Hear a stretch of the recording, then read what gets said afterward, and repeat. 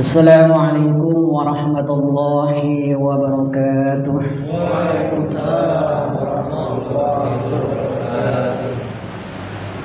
Alhamdulillah, alhamdulillahilladzi bi ni'matil iman wal islam. Asyhadu an la ilaha illallah wahdahu la syarika lah wa asyhadu anna Muhammadan abduhu wa rasuluhu la nabiyya ba'dah. Qala rabbi israh li sadri wa yassir li amri wahlul 'uqdatam min lisani yafqahu qawli. Allahumma iftah lana hikmataka wa ansur 'alayya rahmataka ya dzal jalali wal ikram. Rabbi a'udzu bika min hamayati syayatin wa a'udzu bika rabbi an yahdurun. Qala Allah ta'ala fil Qur'anil Karim, bismillahirrahmanirrahim. وعاشروهن بالمعروف. قال أيضا ولهن مثل الذين عليهن بالمعروف وللرجال عليهن درجة.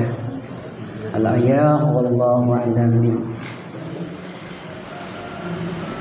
Pertama-tama yang saya hormati Bapak Ketua DKM kita, Bapak Ustadz Farhan Hidayat, dan mudah-mudahan beliau selalu disehatkan oleh Allah Subhanahu wa Ta'ala. Yang terhormat, yang saya hormati orang tua kami, yaitu Bapak Haji. Yang saya hormati Bapak Ketua Kunban, Bapak Harif Riyadi. Yang terhormat, yang saya hormati Bapak Ustadz Hendar, Bapak Ustadz Hadi, Bapak orang tua kita yaitu Bapak Taya dan Bapak Anto. Dan yang terhormat, yang saya hormati kepada ibu-ibu yang alhamdulillah pada hari ini atau pada pagi hari ini pernah hadir, itu pada pengajian rutin kita setiap hari Sabtu pagi, yang alhamdulillah pada hari ini Ustadz Hadi memberikan waktu atau memberi kesempatan kepada saya untuk menyampaikan sepatah dua patah kata. Saya dua patah kata, mudah-mudahan walaupun sedikit bermanfaat buat jamaah sekalian.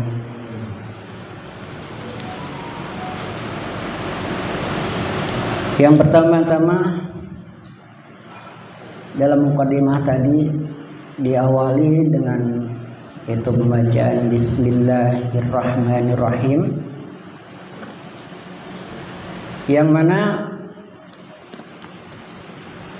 pembacaan Bismillahirrahmanirrahim ini sangat banyak sekali fadilahnya, banyak sekali manfaatnya bila mana kita menawamkan di dalam membacanya.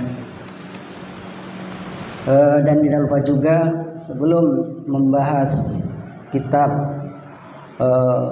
Uqudul Hijain ini, berilah kita beridah puji pada yang mengarang kitab ini, yaitu Syekh Muhammad bin Umar An-Nawawi. Ya, mudah-mudahan beliau selalu mendapat keberkahan dari Allah Subhanahu wa Ta'ala. Barakatul Quran, sahabatul Quran, ila lana Mustafa Sayyidina Rasulullah sallallahu alaihi wasallam, Syekh Muhammad bin Umar. Al-Fatihah. A'udzu billahi minasyaitonir rajim. Bismillahirrahmanirrahim. Alhamdulillahirabbil alamin, arrahmanir rahim, maliki yaumiddin. Iyyaka na'budu wa iyyaka nasta'in. Ihdinas siratal mustaqim, siratal ladzina an'amta 'alaihim ghairil maghdubi 'alaihim waladdallin.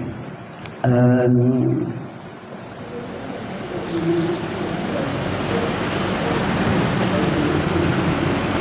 Jamaah Masjid Al-Hakim yang dimuliakan oleh Allah Subhanahu wa Ta'ala,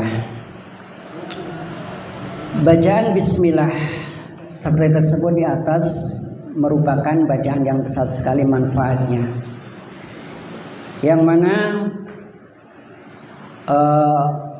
bacaan Bismillahirrahmanirrahim yang artinya dengan menyebut nama Allah yang Maha Pengasih lagi Maha Penyayang.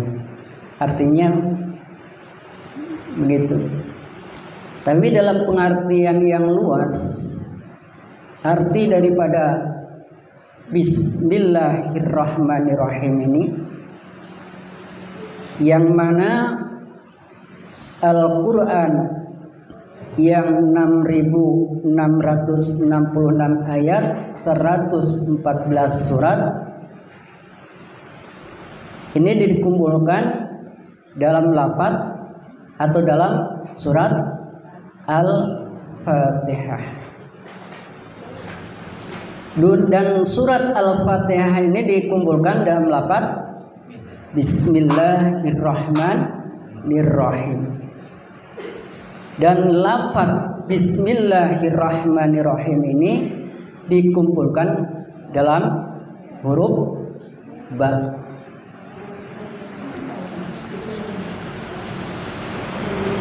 Maka dari itu surat Al-Fatihah ini disebut juga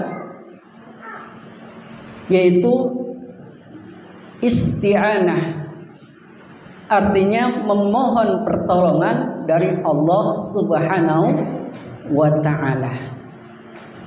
Isti'anah, minta tolong. Dari sebelum berangkat kita ke masjid ini, melangkah ke depan pintu, kita mengucapkan apa? Bismillahirrahmanirrahim. Bismillahi tawakkaltu 'ala Allah, la haula wala quwwata illa billah. Bismillahirrahmanirrahim, dengan menyebut nama Allah. Kita sebut nama Allah. Sebelum kita melaksanakan aktivitas apapun, ya, kita awali dengan pembacaan Bismillahirrahmanirrahim, memohon pertolongan dari Allah Subhanahu wa ta'ala. Mudah-mudahan dengan pertolongan Allah Subhanahu wa ta'ala ini, perjalanan kita dari rumah ke masjid mudah-mudahan dimudahkan oleh Allah Subhanahu wa ta'ala. Itu yang pertama, itu memohon pertolongan dari Allah Subhanahu wa ta'ala. Dan makna yang kedua, lafaz bismillah atau bismillahirrahmanirrahim, yaitu litabar, yaitu keberkahan, memohon keberkahan dari Allah Subhanahu wa ta'ala. Mudah-mudahan dengan kita membaca lafaz bismillahirrahmanirrahim ini, kita dan jamaah sekalian mendapatkan keberkahan dari Allah Subhanahu wa ta'ala. Amin, amin ya Allah ya Rabbal alamin.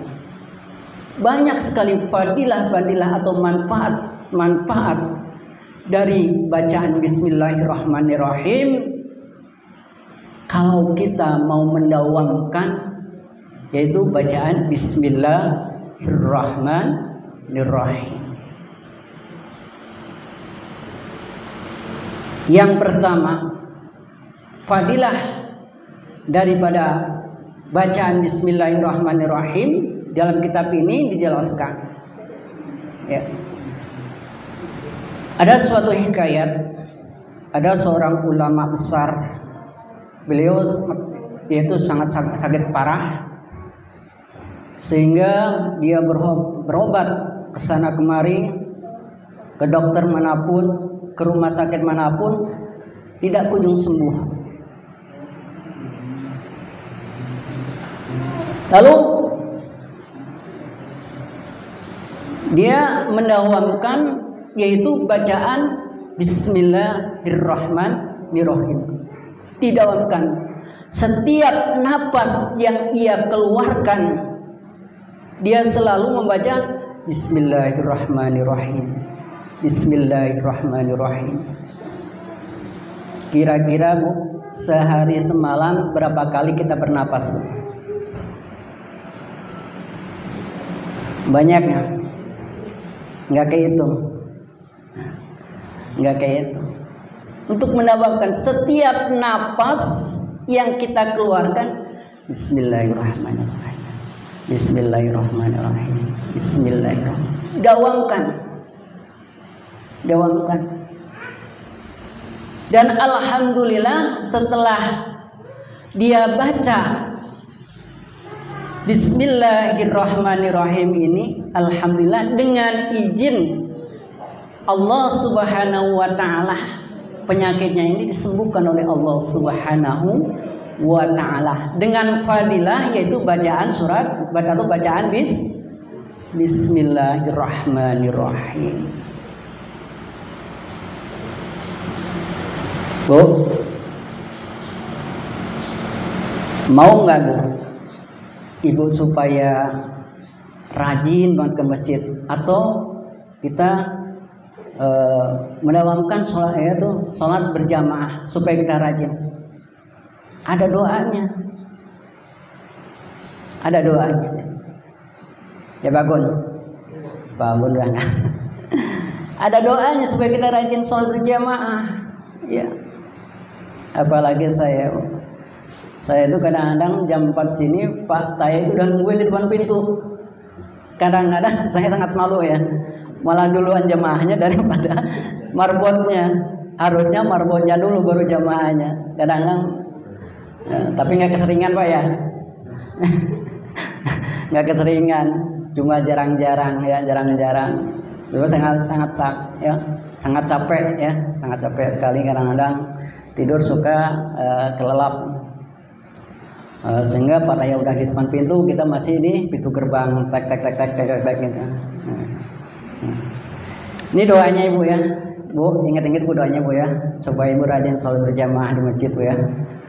Ya, apalagi sholat subuh tuh saking ngantuk-ngantuknya, apalagi sekarang subuh jam 4 lewat berapa? Jam 4 lewat 5 Pak ya, jam 4 lewat 5 menit. Ya, saking ngantuk-ngantuknya, saking enak-enaknya. Berat Ibu, bagi orang yang nggak biasa sangat berat sekali. Ya, apalagi marbot ini harus paling duluan sebelum bangunnya. Ya, sebelum jamaah datang harus marbot duluan yang datang. Memang tugas ya, tugas. Walaupun tidak sepenuhnya saya belum bisa melayani masjid ini dengan ini, tapi mudah-mudahan dengan berusaha ini saya ya untuk bangun lebih awal ya. Mari kita doa, kita baca bersama-sama Bu ya, supaya kita rajin sholat di masjid ya Bagun ya. Bismillahirrahmanirrahim. Bismillahirrahmanirrahim. Allahumma paksain.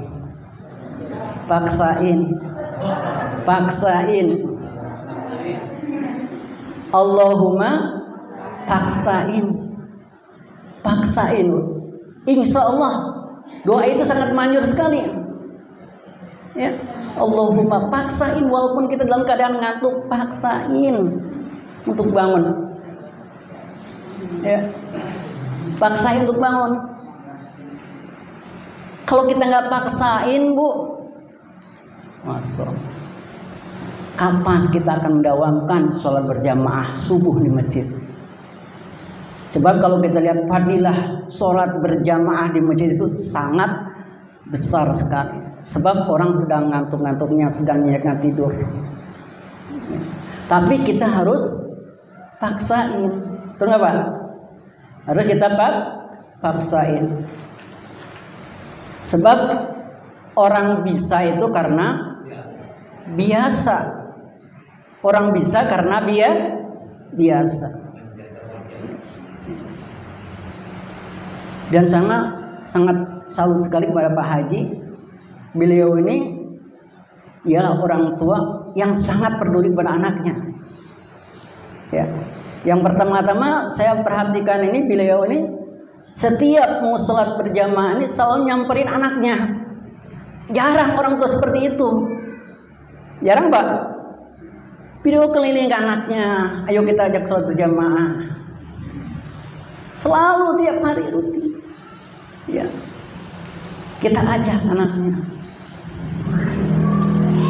Sebab nama orang tua itu akan diminta pertanggungjawabkan di hadapan Allah sampai sebatas mana kita bertanggung jawab terhadap anak kita. Sudahkah kita menyuruh anak kita untuk mengaji? Sudahkah kita menyuruh anak kita untuk sholat? Sudahkah menyuruh anak kita untuk berpuasa? Sangat besar sekali. Sebab semua jamaah sekalian ini akan diminta pertanggungjawabkan di dalam Allah Subhanahu wa taala atas kepemimpinan kita. Orang tua diminta pertanggungjawabkan di hadapan Allah Subhanahu wa taala atas tanggung jawab yang kita terhadap keluarga. Lalu anak, apakah diminta pertanggungjawaban di hadapan Allah? Anak akan diminta pertanggungjawaban di Allah Subhanahu wa taala sampai sebatas mana ya kita taat dan patuh kepada orang tua.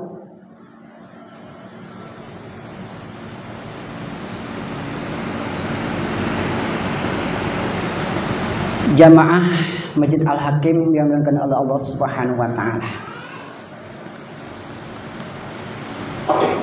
Lalu kembali ke awal, yaitu dalam pembahasan lafaz bismillah.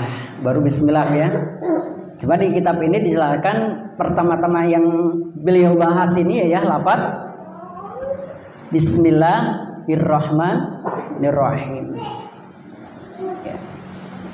Sebab kalau kita kaji lafaz bismillahirrahmanirrahim itu sangat panjang sekali. Apalagi kita kalau melihat di YouTube gitu ngaji-ngaji lafaz ba itu bisa sejam 2 jam. Itu apa? Lafaz ba aja itu bi. Lafaz bi, huruf sin itu semua dibahas. Ya. Dibahas.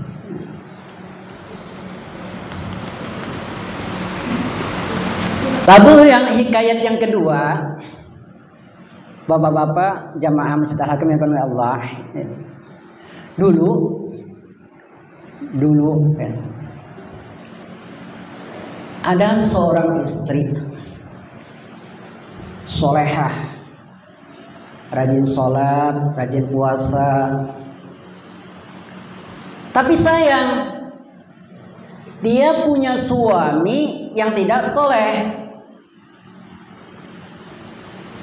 Yang tidak soleh. Ya namanya jodoh kan begitu Bu ya. Jodoh kadang-kadang istrinya soleha, tapi suaminya tukang mabuk, tukang judi online.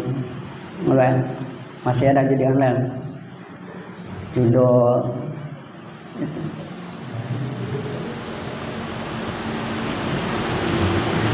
Lalu istri yang solehah ini selalu mendawamkan bacaan bismillahirrahmanirrahim setiap kegiatan yang ia lakukan, selalu membaca bismillahirrahmanirrahim. Mau masak baca bismillahirrahmanirrahim. Mau nganterin anak sekolah baca bismillahirrahmanirrahim. Mau tidur baca bismillahirrahmanirrahim. Selalu mendawamkan bacaan bismillahirrahmanirrahim. Lalu si suami ini dengar ini istri saya itu selalu membaca bismillahirrahmanirrahim. Memang ada apa? Ya namanya orang yang nggak pernah ngaji kan aneh ya. Selalu baca bismillahirrahmanirrahim. Lalu si suami itu akan menguji istrinya itu, diuji. Memang sih ada apa sih dengan lafaz bismillah? Memang apa sih fadilahnya bismillah? Diuji. Maka pada suatu hari dia ngambil sebuah dompet yang isinya tahu berapa tahu? Isinya uang, tapi berapanya nggak ada. Lalu uang itu dikasih sama istrinya. Neng, ini dompet taruh di lemari. Ya, taruh di lemari. Lalu diambillah dompet itu. Diambil dompet itu, lalu ditaruh di lemari. Lalu si istri itu tidak ada lubang. Dompet itu ditaruh dengan bacaan Bismillahirrahmanirrahim. Lalu baliklah itu suami. Balik lagi. Si dompet itu diambil di lemari. Setelah diambil, lalu dibuanglah itu ke sumur. Dibuang ke sumur. Lalu si suami itu pura-pura nanya, "Bu, dompet saya di mana?" Ya, dompet saya di mana? Nah, setelah ditanya itu, si istri itu ngambillah dompet itu. Sebelum dia ngambil, dia baca Bismillahirrahmanirrahim, diambil. Setelah dia mau ngambil, maka malaikat Jibril disuruh Allah Subhanahu wa taala untuk mengambil dompet itu di dalam sumur. Diambillah dompet itu oleh malaikat Jibril. Ya, setelah dia buka, tahu-tahu dompet itu ada di dalam lemari. Nah, setelah itu suaminya langsung tobat kepada Allah Subhanahu wa taala. Itulah fadilahnya, yaitu bacaan Bismillahirrahmanirrahim. Mudah-mudahan Bapak-bapak Ibu sekalian mendawamkan yaitu lafaz Bismillahirrahmanirrahim. Cukup ya, udah 5:30 ya. Dan mudah-mudahan kita berdoa Allah Subhanahu wa taala, terutama para suami-suami ini selalu sabar dalam menghadapi istri. Ya, istri minta sabar. Dan mudah-mudahan kita diberi kesabaran oleh Allah Subhanahu wa taala. Dan mudah-mudahan walaupun singkat dalam kitab ini, mudah-mudahan bermanfaat buat bapak-bapak sekalian dalam menjalani di dalam rumah tangga. Ya, sebab namanya rumah tangga, Bu, tangga itu bukan makin turun tapi makin naik. Betul nggak Pak Haji ya? Makin naik. Kita dulu belum punya anak masih enak, kasih punya anak satu. Ya Pak Haji ya, punya anak satu, naik lagi. Ya, punya anak satu masih enak, uang jajan baru 1.000. Ya, uang jajan baru anak satu. Ya, anak satu kasih 1.000 aja udah. Lalu tambah lagi, naik lagi, betul Pak? Punya anak dua, nambah lagi nggak Bu? Nambah lagi resikonya. Nambah lagi, ya. Danya 1.000 jadi 2.000. Nambah lagi, kasih nambah lagi, jadi tiap malam bikin uang. jadi lagi 3, risiko nambah lah, jadi 3. Ya, jadi makin naik, makin ya rumah tangga kita makin naik. Nah kita TK, SD, SMP, SMA, kuliah, biayanya makin ringan apa makin tambah Pak? Makin tinggi. Ya, biaya makin tinggi. Ya. Dan mudah-mudahan walaupun kita berkeluarga banyak, tapi kita insya Allah soal rezeki mah insya Allah dijamin oleh Allah Subhanahu wa taala. Kalau dalam rumah tangga Pak Haji, kita bisa sering dengan Pak Haji yang udah lama berumah tangga. Udah berapa lama Pak Haji? Berumah tangga udah berapa tahun? Udah hampir 5 tahun, 50 Pak Haji, lebih. 50 tahun lebih, ya. Berarti saya masih awam, saya baru 24 tahun Pak Haji, ya. Jadi masih dangkal, ya.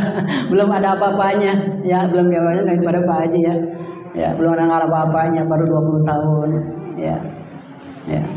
Tapi mudah-mudahan di dalam keluarga ini dijadikan oleh Allah Subhanahu wa taala, keluarga ini jadikan keluarga yang sakinah, mawadah dan rahmah.